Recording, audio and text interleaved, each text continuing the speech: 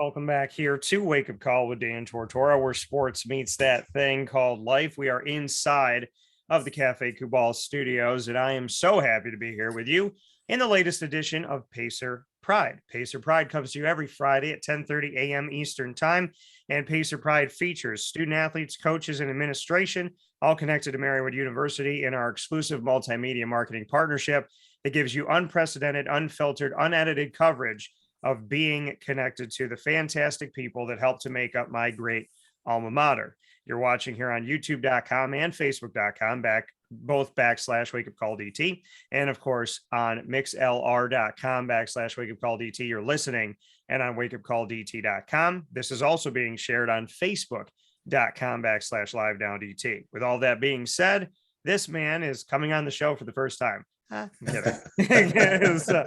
So Enrico Mastroianni, who will one day, when he is, 87 years old and retired from basketball, he will be a co-host on the show. There you go. Enrico here with me on Wake Up Call with Dan Tortora, the Marywood Pacers men's basketball head coach, who is raising money for the Leukemia and Lymphoma Society with a special connection to his father, as well as one of his friend's children, who has now found their way over, not only to be cancer-free, God bless, but to be celebrating, I believe, their 17th birthday coming up 17, here, very soon. So with that being said, Mr. Mastroianni, welcome back. How are you, Dan? Thanks for having me back again. I guess I have not overstayed my welcome. That's great. That's good to know. No, you can never overstay your welcome. I do want to make note to the people, though, as we're here on a Friday morning, that you and I Thursday night didn't know, but we watched the finale of Moon Knight together but separate, which was together but separately. Yeah, that was pretty awkward, but yeah, we did it. It was great minds think alike, they say, right? So no, it was definitely worth it. What'd you think? I mean, it's a unique show. It really is. It makes you think about, what was really going on. I looked over and I said to my family afterwards, I said, I wonder, it almost appeared as if maybe he was, I don't want to give any spoilers up, but, was he dreaming the whole thing? It was just strange how he woke up back in the place where the whole show started, and same situation. So, but I don't think he was dreaming it. So.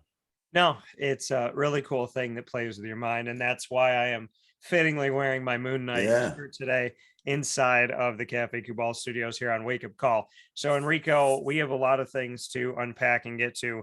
First and foremost, in this edition of Pacer Pride, I do want to shout out the fact that we have many commits that are coming in to this wonderful team. And I know that there's more than a dozen, but I know that they're not all being released right now, so I have to be mum's the word. However, I can announce that because these have been shared, Andrew Quinn, as well as Zach Carpenter, Jameer Taylor, and Mason Lane have all been announced as 4 new commitments to Marywood University. Your thoughts on these gentlemen? Yeah, no, they're great additions to our Pacer family, and we've spent a lot of time with each of these guys, and the whole class coming in, and we make it a point to make sure that they're very comfortable with us and with the opportunity, and that we are with them as well. And between my staff and I, we've all kind of taken part in this. The staff has been tremendous. It is a very large class, and that is it's attributed to the staff and how well they've worked on maintaining contact with guys and really being transparent in their communication about things. And I've tried to do that with everyone. And whenever they come to campus, we tell them the truth. We tell them that there's an opportunity that exists here, but it's not for everyone. It's got to be the right fit for you, both academically and athletically. And then there's that piece in between there, that social aspect that, has to feel right for you too. So we know it's not for everyone. And the guys that really, truly want to be here, that want to be part of our Pacer program and, have that pride in them, then we want to encourage that. We want to see it flourish. So we're going to try to set them up for success. Yeah. And having such a big class coming in, last season, your team was very young. You had some of those vets, but You had a lot of young players on the team. So bringing in 10 plus onto a team that is already has some youth to it and whatnot. What does that say about the fact that the new blood at Marywood University is going to be vast and it's going to hopefully be deep? Yeah, I think that's really you could attribute it to the pandemic circumstances, right? Like, so for instance, our sophomore class this past season was really truly freshmen, because they had only played one game during their freshman academic year. So, in that sense, we were pretty young in terms of experience. But I do believe that since the season ended, we were able to get a little bit of work in, and through meetings and just kind of seeing the maturation process. I really feel good about the guys that left, that are leaving right now. Actually, finals week is just ending right now. The guys that will be coming back as returners in August, I feel good about where their heads are. I feel good about their focus. I think that they made a strong commitment on the weight room during this off season, and they played a lot together. So I think they're going to be bound pretty tight. I think they're going to be a good group. And now we're looking forward to the summer when we could get this influx of commitments, these recruits that have decided to join us, get them together with the guys during summer camp week, and really hopefully help build that chemistry even better. What does the future look like for you, knowing that, with everything that's happened with COVID, having a lot of youth and, getting some of these guys obviously experienced this past season, but what are you most excited about when you look at the makeup of this team that includes those players that you're bringing in? Yeah, I think we're going to get a lot more athletic. I think we're going to be, the youth is great in a sense that guys are fresh, guys are hungry, they're motivated, they're driven. We're maybe not as big this year as we were in the past. That's still yet to be determined. We'll see how things shake out with a couple guys, but right now at this point, we're expecting to play maybe a little smaller, a little faster. And that's good. A change of pace might be a good thing. Just try to see what we can do with the talent that we have. We definitely have a deep class, like you said. The amount of guys coming in, but then the quality of their play, and the quality of their character. I think that's the other part too. Like when you're recruiting, that's a big part of this. It's not just about what they can do with a basketball in their hands. They have to be able to do other things too, and we feel confident that these guys can. When you can't give scholarship, free tuition when Mhm. it comes to like D1 and D2 in the NCAA can, but the D3 does not have that opportunity. What are your biggest selling points, and how do you find ways to jump over that? Because I mean, I'm a proponent that I think if you're NCAA, whatever division, there should be some type of money that's allotted for that. But because at Division 3 currently it's not, how do you jump over that, and how do you sell the Division 3 model? Knowing, I mean, I know what you're capable of at Marywood University, but how do you sell that model? Well, I think it's, you really have to find the right fit. And I keep going back to the academic piece. I think, at Marywood, we have strong academic success with our team and with our majors. And I think we have attractive majors for our players, that they can do both. They can do academics and they can do athletics, and they can do it well at a high level. That's really the positives of Division 3 model, is that, yes, basketball, there's an emphasis on that. And at times, no matter what level you're at, it feels like a full-time job. Yeah. But the focus for us is academics. We're never going to tell a player, that he has to come to practice if he's got a class. No, that's never going to happen. You got to be at your class. And, I think just the emphasis on success in the classroom is really the biggest piece. And we find that the individuals that are looking at us and that are interested in Marywood and Marywood basketball, they already have that piece to it. They already have that academic focus. So the scholarships in our case are merit-based scholarships based on academic achievement. So we are looking for guys that are really going to help themselves by what they did in the classroom during their high school careers. they generate, great marks, and they can earn a scholarship that's, going to help split the difference for them. And, financial aid, Marywood does a great job with financial aid to help kids afford school. And so, it's a good combination. And I think that's why we were so successful this year with recruiting was we did a great job early on of getting visits on campus. We made a good impression, both athletically and academically. And like I said, that social piece, our players are very engaging. They get to know the kids when they come to campus. We spend time together. They eat lunch together. Admissions has done a great job to support us in our efforts with this. So it's a group effort. It's a group success. And, I think these guys in particular are guys that are going to thrive in this environment that is Marywood. That coming here from the Marywood Pacers men's basketball head coach, Enrico Mastroianni, myself, Dan Tortora here on Wake Up Call inside of the Cafe Kubal studios. You are watching and listening to Pacer Pride, our exclusive special weekly that airs here on Wake Up Call with Dan Tortora as a piece of our exclusive multimedia marketing partnership. You talk about team, and obviously the teamwork, right? The effort to help the Leukemia and Lymphoma Society. You've done a lot of this on your own, but in the sense of everything that you've had to do in the hours you put in, but you have that eternal team, that forever team, right? That team that involves Jamie, Home team.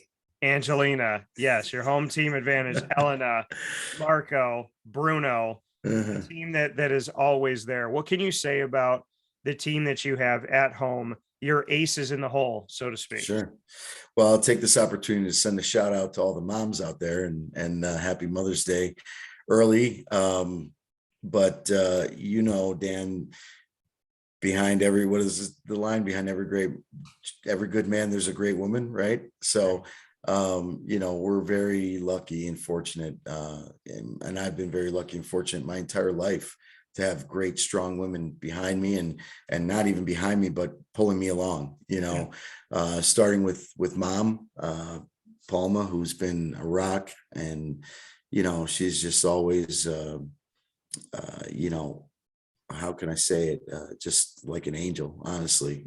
She's just really there for everyone, whatever they need. We always used to joke she'd give you the shirt off her back. One time she actually did give somebody her shirt, and it's just funny, how you grow up with so much love around you. It's like, it's inevitable that's what you exude. You have to learn that at home, and then you learn how to project it out into the world. And so it starts with mom. And then, I've had very strong influences. Like I said, my sister, in an Italian family, we always say oldest sister, second mother, oldest brother, second father, right? So I had an older brother and an older sister, and they're still mentoring me, they're still leading me and guiding me. And my sister, is part of my physical campaign team. My brother's in Ohio, so he's more of a virtual campaign helper.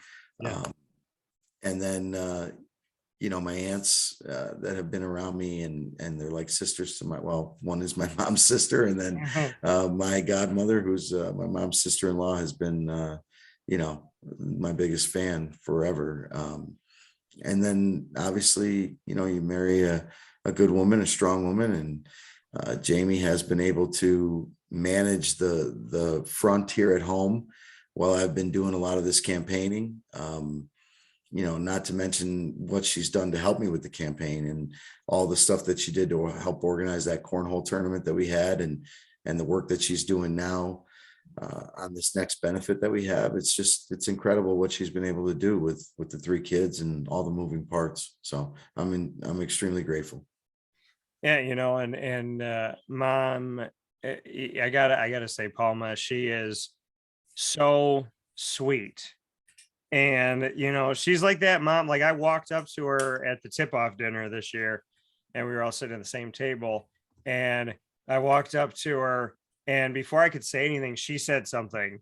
And she was very kind, and she was very sweet. I'm like, she is the woman that I have in my family times a million.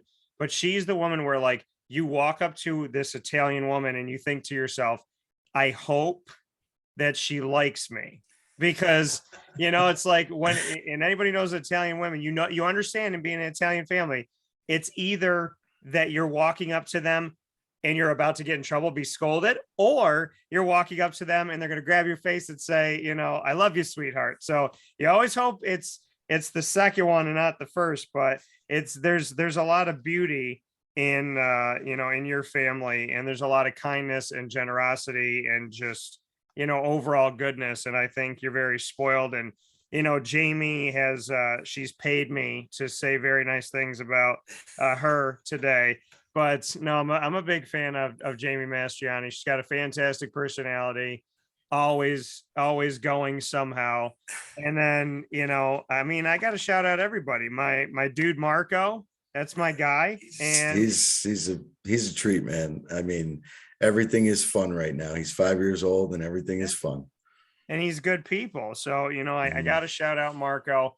And then Angelina, her baby Yoda that she drew for me is still on my refrigerator. Whenever anybody comes into my house, they see it in my kitchen. And then, Elena doing her thing and being the incredible person that she is, and kind of sits the way I've gauged her. She kind of sits there. She takes it all in. She's get in the room, and then Bruno's there's a lot churning in there. She's quiet, but she's aware. And Bruno's my dude. So, I mean, I think you have a great support system. And, you're speaking of family. I know that you told me off the air, and I hope you're okay with me saying this. You had made mention of the fact that, you haven't really taken the time to speak out publicly about, your dad passing when you were so young, and that helping out the Leukemia and Lymphoma Society has almost pushed you to kind of heal in a way and share. So how has this journey of helping the Leukemia and Lymphoma Society opened you up to speaking about your dad and reminiscing about your dad, and ultimately maybe helping you find a little more peace? Well, I think, whenever it's about yourself, you don't like talking about it, right? It's hard to do. And especially if there was a tragedy of some kind or something that you don't want to recollect because it could be painful. So you kind of, submerge it somewhere down deep, right? And you don't want it to come out. And then when you, like I was asked to support others, right? And I had to find, a purpose in that. And what am I knew it was the right thing to do to help and support this group. I just, finding out why it was so important to me takes me back to the circumstances that took place with my dad and his passing 20 years ago. And so reliving that has been almost therapeutic. It's not something that I was ever really comfortable talking about much, because it was, like I said, difficult to relive it, recall those experiences. But now that I'm doing this, and it's not for me, but it's for this group, I feel compelled to share that story with everyone. And I'm just so extremely grateful that, so many people have gravitated toward it and want to learn about it and hear about it. And, the coverage that we've gotten here locally and what you've done for me, and just anyone and everyone that's, that's donated to our campaign or has, given a kind word or some words of encouragement. It's, the support has been incredible. You and I have talked about dad. We talked about dad recently here a week ago, and to someone who never met him, how would you describe him? If you were your dad's elevator pitch, what would you say? Oh, he was a jokester. He had that dry humor that, he was so smart, like super smart, and he never acted smart. He was probably the smartest guy in the room, but he never acted like that. Like I told you about Elena, she's kind of quiet, but she takes it all in. My dad was exactly the same. I mean, he would just kind of study the room, pick his parts, pick his spots. And then when he was around somebody that he knew he could trust with that joke, he would let it out. And a lot of times it was either me or my cousin Anthony, who was his godson, and we would have a good time laughing about a lot of things. And those are small pieces of it. I mean, what he was more than that to me was the epitome of what a dad should be. I mean, he was at every event. He didn't miss a thing.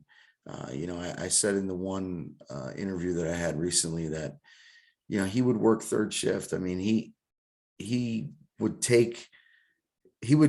sacrifice his health and well-being, honestly, just so that he wouldn't miss my games. I mean, we would have games on a Friday night at 7:00, 7:30, and he'd stay there until 9:30. Whenever I'd come out of the locker room, we'd chat for a little bit. He would tell me good game. And even if it wasn't a good game, he'd say good game. He never had a bad word to say about anybody or anything. And then he'd drive 40 minutes, 45 minutes to work, and he'd work overnight while everybody else was sleeping, and he'd be working. And he'd show up in the morning as I was getting ready to leave the house, for school the next day. And, it was just strange, like how he had not done that his whole life. But then in, the last 10 years of his life, that he made a commitment to that just so that he could provide better for his family. So that's who I would say he was. He was a man who provided for his family, sacrificed for his family, really didn't want the spotlight, didn't welcome it, although he was always deserving of it. Didn't want the spotlight, but was always deserving of it. I think you are your father's son. And with you've never asked for the spotlight. You never asked for, all the accolades and the roses and everything to be thrown your way, but you're deserving of it for all the things that you do that people have no idea the half of it. And on top of all of those things, you decided to take on this Leukemia and Lymphoma Society desire to raise money and to be a part of this. Your dad obviously has moved you. Your friend's son has moved you.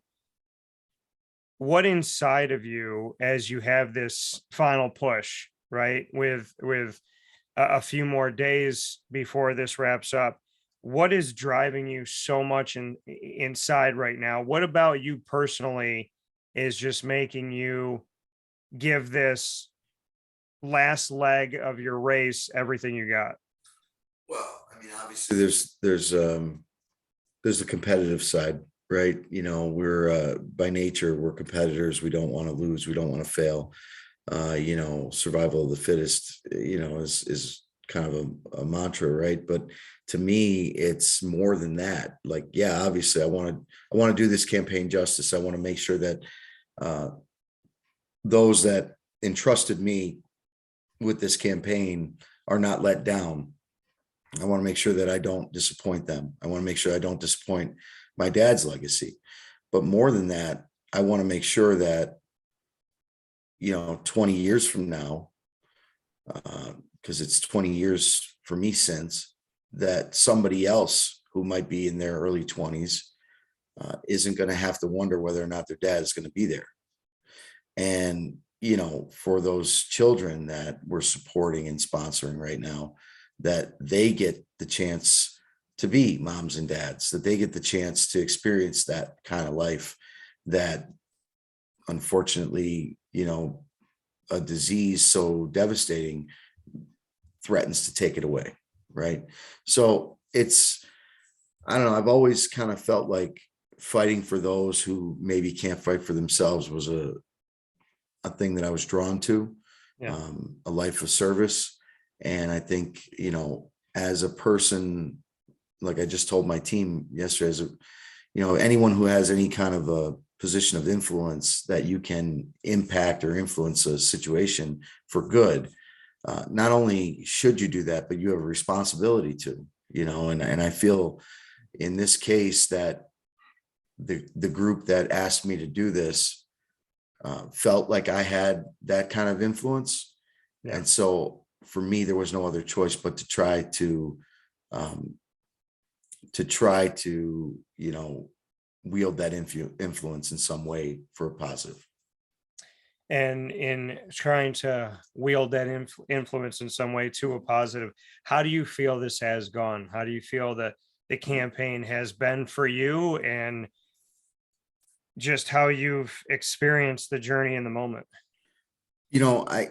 As we're getting close to the end now, I'm starting to feel proud of it. I'm starting to feel like we've made progress. Early on it was tough because I got such a, like, I don't want to say a late start, but I kind of limped into it. I wasn't really all into it because we had so much going on, finishing up this recruiting class, Marywood Giving Day, postseason practices. I mean, all those things that we were trying to, finish the job. So, I'm a guy that's all in, right? When I decide to do something, I'm all into it. And so when I finally said, okay, I'm going to go all in on this, Yeah. it was challenging, because then that means that something else in your life suffers, right? And so in this case, for me, it was a little less time with my team, talking with them, meeting with them, a little less time with my family, which, unfortunately over the years they've grown accustomed to with the lifestyle that we live. But it's rewarding. I mean, honestly, I think in the end, that's what I would say, is that it was rewarding, because not only was it cathartic for me to talk about my dad and to share that story with everyone, but it was also, I know, impactful. The feeling around it right now, and talking to friends and family and people who have started to see these stories come out, they're getting behind it. They're feeling like this is the right thing to do, to get behind it. And I got to tell you, I'm really excited about next Sunday. I really feel like we're going to have a great showing. I hope the weather cooperates. I'm praying that it does. But I'm really looking forward to seeing everyone on the 15th out at the Union Craft House in Taylor. And I think it's going to be fun. It's going to be a fun experience. Yeah, and I want to mention this here: the Leukemia and Lymphoma Society benefit raffle for Enrico Mastroianni's specific fundraising here, Sunday, May 15th, 2 p.m. to 5 p.m. at Union Craft House, which is on 601 North Main Ave in Taylor, Pennsylvania.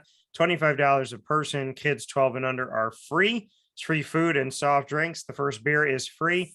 $2 on domestics. There's a grand prize raffle, drawing, music and entertainment, a free bounce house. So bring me into just what this is. I know that, there's kind of like a snapshot of it, but bring me into Sunday, May 15th, and what we can expect and what we're excited about, and what the raffle's all about, and how people can really become a part of this and make sure that they're not only there, but that they're doing everything they can to give back, and they have the opportunity, obviously, to take something home themselves.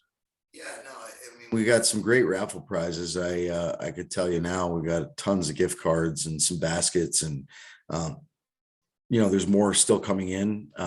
We've been making a lot of rounds, and I mentioned campaign team, and I talked about my sister and my wife, obviously, but I also would be remiss not to mention my sister-in-law, Danielle Burrier, who helped me a lot with the leading up to the cornhole event, and now my dear friend Mike, his wife Lindsay Manley is she's killing it right now. She's out everywhere getting help for us, and I think that's the other piece of it, right? So you start to add more individuals into the mix, and more people are getting excited about things, and so all of a sudden it becomes a great event, right? And so it took us a little while to get that going, but now I think we're at that point. So if you come out to the event next Sunday, what you're going to have is a ton of fun. We're going to have the live music you mentioned, the bounce house for the kids.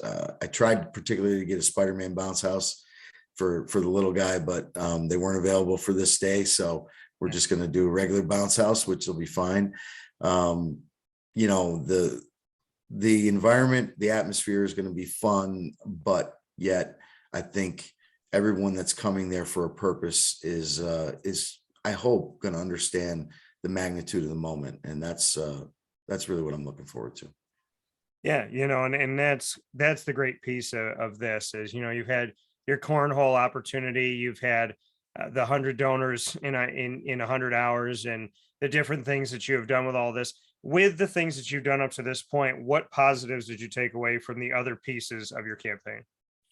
Well, I think, you know, Dan, it's funny. It's like me and coaching. And it's like what I tell my team, it's, you got to be resilient. You know, we started off slow. Things weren't really feeling like we were going to do very well with this thing. It was discouraging. I mean, there were so many times. It's like when you are recruiting and you're told no, or when you're, you know, you're at practice and you're working so hard and then you get to a game and you lose. And it's like, how do you get up the next day and go back to work again? Right. But that's how you put your pants on one leg at a time, you lace up your shoes and you walk out the door, and you got to get to work. And so I think, you know, if anything, again, it's just, you know, reassured me that I still am resilient. I still have that fight in me, and I still want to compete to win. Yeah, and I think that's a beautiful thing. And you talk about competing to win. I would be remiss if here on Wake Up Call with Dan Tortora, where sports meets life, I didn't ask you about your Cleveland Browns. So here with Enrico Mastroianni inside of Pacer Pride, and of course, celebrating his campaign for the Leukemia and Lymphoma Society. There is one final big event coming your way once again, Sunday, May 15th, 2 p.m. to 5 p.m. Union Craft House, 601 North Main Ave in Taylor, PA, $25 a person. Kids 12 and under are free. Grand prize raffle drawing, music and entertainment, and a free bounce house. So a lot of great stuff coming up here a week from Mother's Day. And you talked about competing. So I got to ask you, your Cleveland Browns did not have a draft pick. What are they, the Rams now? Didn't have a draft pick until the third round. And they drafted this is who they have, because I'm going to let Enrico give his thoughts. So round 3, 68th overall, first pick that they had in the draft, Martin Emerson, cornerback out of Mississippi State. Also in round 3, 78th overall, 10 picks later, they went with Alex Wright, defensive end out of UAB. UAB will soon be a part of the American Athletic Conference. Then 21 picks later, still in round 3 at 99 overall, they drafted David Bell, wide receiver out of Purdue. In round 4, number 108 overall, they went with Perion Winfrey, defensive tackle out of Oklahoma. Round 4, number 124. If you draft them, the chances are, if you utilize the draft pick on him, this is going to be your new specialist, Cade York, kicker out of LSU. Round 5, pick number 156 overall is somebody who I have covered, I respect, played for Alabama. Then he went over to Cincinnati and rocked it, and he was unstoppable in the American Athletic Championship game against Houston. Jerome Ford, running back out of Cincinnati. In round 6, number 202 overall, Michael Woods II, their second wide receiver taken in the draft. And he is from Oklahoma, so he gets to join his teammate from Oklahoma, as well as I had mentioned here before, that being Perion Winfrey. And then from there, we saw around number 7, number 223 overall, Isaiah Thomas, defensive end out of Oklahoma. So 3 teammates from Oklahoma. And in round 7, 246 overall, Dawson Deaton, a center out of Texas Tech. Your thoughts on the draft of the Cleveland Browns, who decided to go to defensive line, offensive line, specialist, kicker.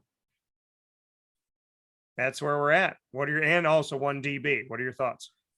Well, I think they drafted for depth more than anything. I don't think that there's any standout stars yet in this group, although Perion Winfrey, if you got a chance to see his press conference, was pretty hyped. I mean, that guy would be somebody I would be scared to line up against the other side.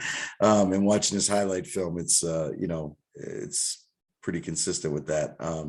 Jerome Ford, you mentioned the running back. Yeah, I thought that was an interesting pick because, you know, you have Nick Chubb, obviously, who's one of the best running backs in the game. Yeah. Kareem Hunt, who I think unfortunately might be the wild card in this group. Yeah. Dearness Johnson, who had a great showing last year when both of those two running backs were injured, and he's on a really good deal financially for the Browns. And they have Demetric Felton from UCLA from a year ago that they drafted, who can play both receiver and running back. And then to bring in another back, it's kind of confusing. So people were kind of, talking about, well, what's going to happen now? Maybe they're not going to keep Kareem Hunt around. Maybe they're going to actually try to package him in a trade with Baker, is what I'm hearing. I don't know whether or not that's really true, but that's speculation. It would make Baker enticing because he's not right now monetarily $18.8 million. Here's a thing that doesn't make sense to me. And Enrico, I love you, but there's a lot of things since the Browns return in 99 that don't make sense to me.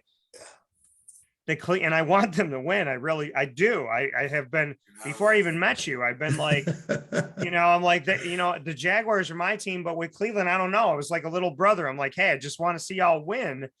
So the Cleveland Browns picked up the option on Baker for $18.8 million, put themselves on the hook, and then went and traded, hence why they didn't pick until the third round, traded for Deshaun Watson. The Deshaun Watson saga has been uniquely interesting. Maybe not as interesting as the Johnny Depp Amber Heard trial that I've been watching almost daily, but very interesting to see Deshaun Watson in this, like, will they, won't they, right? 2 years of like, he can play, but he's not playing, but he's not in trouble, but he is in trouble, but he's healthy, but we're not going to put him out there, but we don't know if he's suspended, but we're going to wait. And then all of a sudden, out of nowhere, 22, 23 criminal charges, no criminal charges going to happen in these cases.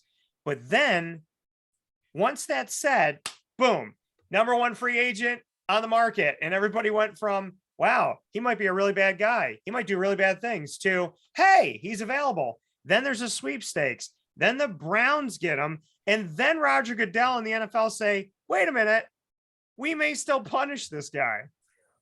Will Deshaun Watson play this year? Will he? I don't know. It's crazy. Yeah, originally I thought it might be like 6 to 8 games. But now I think they're really, again, people are talking about the Trevor Bauer situation in Major League Baseball and how, he is suspended, I think, a whole season, or was it 2? I don't know what it was. 2 years, which is a lot. It's and another guy who was found not guilty in a court of law, right? So that's what they're saying. If that's precedent, then this is not a good look for the Browns, right? And the whole thing with Baker and signing that contract, or at least the option, I don't really think they had a choice. I mean, they weren't sure about Baker. He had one good year with this new regime, right? The new ownership or new leadership, the head coach and GM. They had one good year. They made the playoffs. Yeah. And then they wanted to see if that was an anomaly or if that was going to be consistent. Nobody could prepare for what happened with him with the separated shoulder, the torn labrum, all that, so nobody knew that was going to happen. And I think if, hindsight 2020, I wish personally that they would have just shut him down when it first happened. And even if it was 5 or 6 weeks, I mean, they could have sustained it, throughout that time. There would have been a lot less turmoil, a lot less drama probably. And Baker could have redeemed himself, last season and played better towards the end, and maybe, who knows, make the playoffs again. And then he would have got that deal that he was looking for, or at least he would have been a good bargaining chip for them to trade at that point. Now there's a lot of question marks, a lot of, uncertainty around it. So who knows when he'll go, but I don't see him ever playing for the Browns again. People are saying keep him around if Deshaun's going to be suspended and then start Baker, but I don't see that happening. I don't think that is a good idea. You know, hey, we don't want you, but we need you right now. So can you, I liken that to like, I'm getting a divorce. I'm leaving the house. I don't want to be with my wife. I have a girlfriend, but my girlfriend's kind of bothering me right now and she's stressing me out. So I'm going to come live in the house for a couple months before we officialize this official divorce. And then I'm going to go back to my girlfriend. No, you're out the house. You're out the house. So, but let's talk about another quarterback, because you're a coach and you're all about team and you're all about togetherness. The world has lost its mind over Ryan Tannehill. Now, let me be real about this, folks. We were supposed to care about mental health, right? That became important during COVID. Like, it's always been important, but it got like, I don't know, catchy in like 2021. So now that people are finally realizing that mental health is a thing and probably should be addressed and talked about, since we've all gone through different pieces of it. And, I myself had moments where, we all do. So whether we admit it or not. So when it comes to mental health, Ryan Tannehill said at the end of the season, he was down, saw a therapist, and they breezed right by that, which I found interesting, but nobody's talking about that side of it. Like, he told you he had issues. He was down. He didn't feel good. He wasn't healthy. And then you ask him, hey, that guy that they just drafted who's going to take your job? Do you want to help him? And I'm thinking, his mental health's been down. He's been through a lot. He's admitting to you something extremely private. And then you jump right to, hey, what about your competition? And he says, it's not my job to I don't think it's my job to mentor him. He also said very positive things going into it about having him there and whatever. Nothing negative. Then he said, I don't think it's my job to mentor Malik Willis. But if he learns from me, he learns from me. I'm sorry, but in a world that, makes mountains out of molehills to the point where I don't think there's any molehills left. Yeah. I actually didn't see a ton of this, and I don't want to speak out of turn on it. All I saw was the clip about it's not my job to mentor him. And then I heard, people chiming in and going off on it. So, but I think there's two sides to that. I think, when you're in a quarterback room, naturally you want to be a good teammate, right? So you have to share information, you have to communicate, you have to eventually learn to work together. Yeah. So you don't necessarily have to be friends, but you got to work together. Same thing as on a team, in a basketball team. You may not hang out with this guy on a Friday night, but when we're in the locker room, you're going to be close. You're going to get to know each other. Yeah. You're going to talk. You're going to get to, work together on things. So I think, naturally that's going to happen over time. Like he said, he's going to, if he picks things up for me, he's going to pick things up for me. Yeah. But, can I read you the direct quote? Yeah, go ahead, please. Quote, this is from Ryan Tannehill, since people like to just take little pieces of things. If you took a little piece of an Avengers movie, you wouldn't understand, but that's my thought.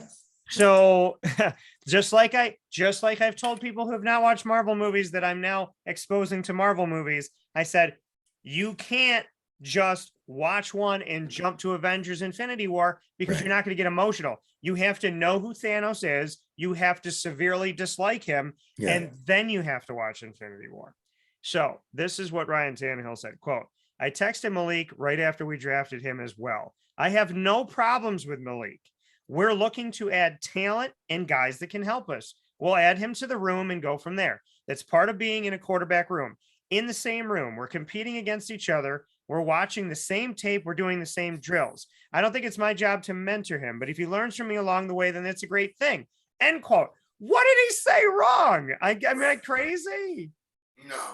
No, you're not. You're right. And that's what is clickbait, right? That's what everybody says, right? So yeah, everybody just wants to, there's nothing, there's not a war going on right now that we have to talk about Ryan Tannehill.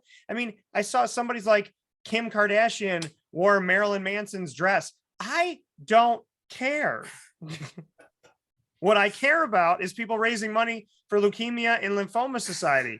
What I care about are people that are trying to be head coaches and trying to navigate through COVID that's affected your team for the entire time the pandemic's been here. What I care about is good people doing good things for the betterment of society. What I don't care about is taking the end of, I'm happy he's here. It's great that he's here. We're bringing in talent. He's going to be in the room.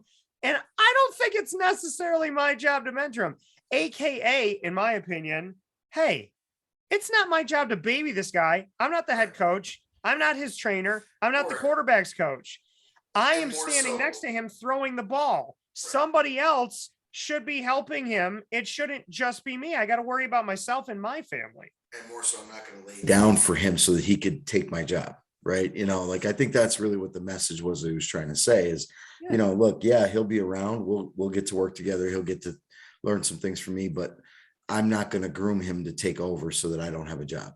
You know, hey guys, I'm not really ready to retire. We were just the number one seed without Derrick Henry. Right. Yeah, no, I get it. It's, you know, and if clickbait, I'm telling you, to Aaron Rodgers, I mean, let's talk about Brett Favre did do that to Aaron Rodgers. Well, that's the thing is, let's talk about Brett Favre and Aaron Rodgers. Let's talk about retired. Just kidding. All right, just kidding. Oh, I'm not just kidding. I mean, it's like 4 years of sitting there waiting, twiddling your thumbs. Okay. And when Aaron Rodgers was obviously not happy when they drafted Jordan Love and traded up for him, you know, people were like mad at the Packers, but they weren't mad at Aaron Rodgers. I think Aaron Rodgers had some things to say about that too when they drafted Jordan Love, about like the not mentoring him or something like that.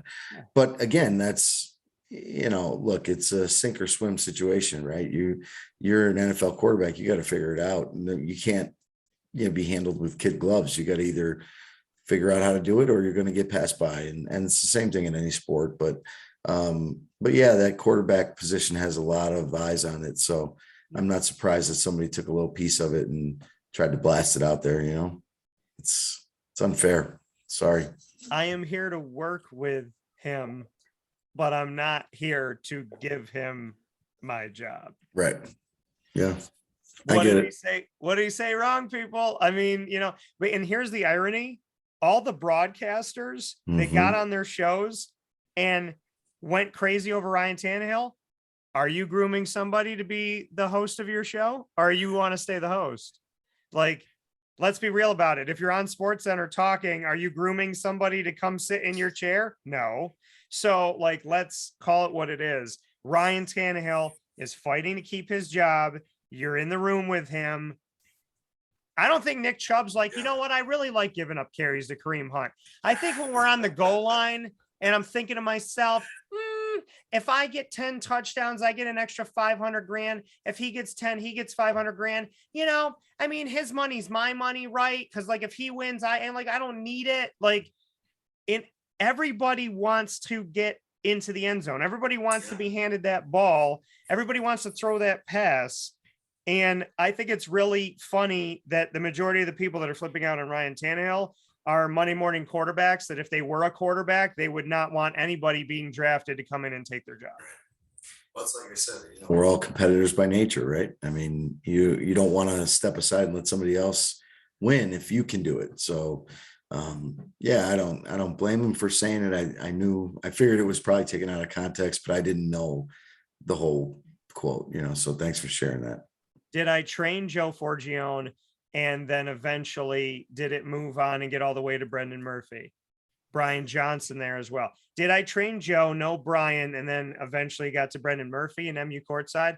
Yes. But did I ever give up a broadcast when I was there to anybody?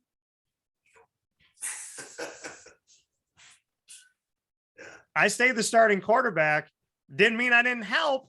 Didn't mean I wasn't there. Didn't mean we weren't in the room watching film together. But I was still throwing passes. So, let's call it what it is. But with that being said, this edition of Pacer Pride, Marywood University's men's basketball head coach for the Pacers, Enrico Mastroianni, who is, above all things that we talked about today, doing something incredible for the Leukemia and Lymphoma Society. Please make sure that you go out to the event or donate any way that you can. You can go out to the event on Sunday, May 15th. in the afternoon from 2 to 5. Make sure that you're giving there. And Enrico, let everybody else know. I know you put the links up on your social media, but how they can give to you as well. Yeah, I mean, we have the raffle tickets, the grand prize raffle, the three raffle prizes. We accept Venmo for that. The tickets are $10 each, or 3 for $25. Venmo me at Coach Enrico, all one word, capital C, capital E. I trust you'll share the link, Dan, for the giving page. There's I can't speak out the URL. It's long, but basically the Leukemia Lymphoma Society page that I have as my fundraising page, just to make sure that the funds go into my campaign. I would recommend that you click on that link directly. But you can send me an email if you're not sure, and I can email you information. It's at coachenrico@gmail.com, coachenrico@gmail.com. And I can send you whatever you need, the flyer, the sponsor form, any of that stuff. We're still accepting sponsors and donations up until the 13th. So the Friday before our event will be the cutoff, just because we have to collect all the checks and make sure that they all go in during this event. So it's going to be a fun time. It's going to be a great day. And what I'm looking forward to the most, I think, is seeing people there that maybe I haven't seen for a while, in several years, some old friends, some new friends maybe, but really just with the help of, like I said, some individuals who've helped promote our event and our campaign. I really feel good about what's going to happen here on Sunday the 15th. And I really hope everybody could be a part of it.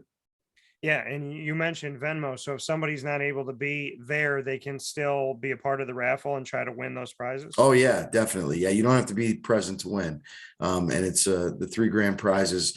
It's winner's choice. So whoever gets picked first gets first choice of the 3 prizes. Second place gets whatever of the 2 that are left, and then third place gets whatever's left at the end. So, Awesome. so it's going to be a fun time, and we're going to do the drawing live right there at the Union Craft House in Taylor at the end of the event. So that'll be fun, and I hope that the people that are going to win are there, because I really don't want to lug all those things back home with me. Well, we'll see. I'm very excited about it, and excited to be a part of it, and so I definitely appreciate everything that you've done, Enrico. And, I mean, for the Leukemia and Lymphoma Society, for Marywood University, for the Marywood Pacers men's basketball team, for Scranton, Pennsylvania, for your family, for your dad up in heaven, for your mom here on earth, you have done an incredible job. And, your friendship is a pillar of my life. And it's, like I said, when I make my Avengers team, you're a part of it. I'm wearing green, so I don't know if that's a giveaway on what character I would be on the team, but I'm wearing Moon Knight because I've become a big fan, so I'm all ready for it. Thank you as always, Enrico. I appreciate it. My pleasure, man. Thank you.